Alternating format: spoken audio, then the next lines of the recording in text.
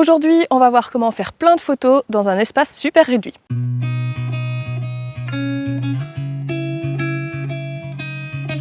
Hello tout le monde, c'est Aurélie de Stardust Photographie.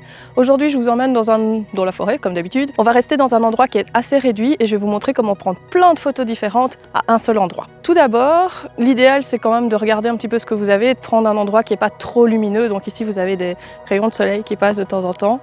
Je vais faire un tour de piste après, mais donc vous avez un chemin principal sur lequel on peut shooter, vous avez de la forêt derrière, il y a un banc gardé par Maki, chien féroce des enfers. Du coup, on va pouvoir faire plein de trucs différents. Alors du coup, la chose importante à retenir quand on fait une séance photo, c'est qu'il y a trois genres de photos différents. Donc premièrement, on va prendre le chien, on va l'intégrer dans le décor, on va prendre des gros plans, on va prendre des plans plus larges, mais uniquement du chien. Le deuxième type de photos, ça va être des photos en action, donc on va prendre le chien un petit peu sur le vif, on va le faire courir, on va le faire sauter, etc. Et troisièmement, on va le prendre avec son maître. Alors ça, c'est pas obligé de faire des photos où le maître est à côté du chien, où on le voit bien, les portraits classiques, etc.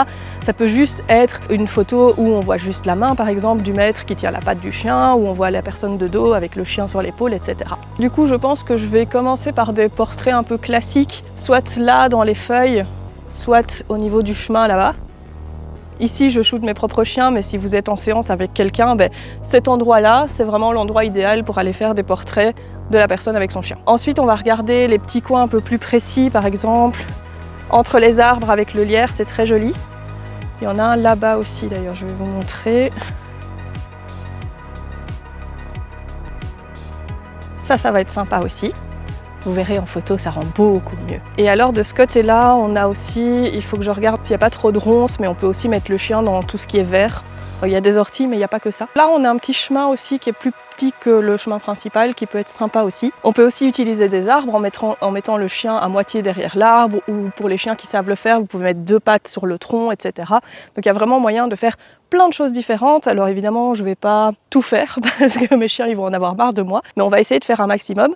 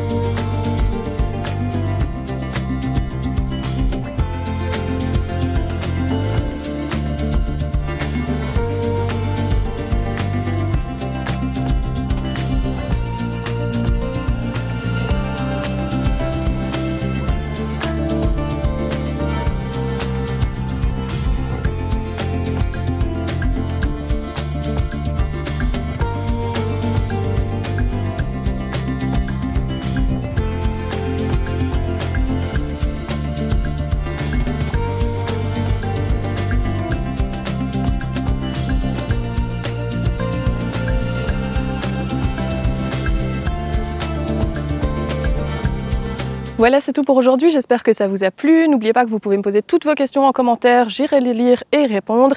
Et nous, on se retrouve la semaine prochaine pour une nouvelle vidéo. Bye!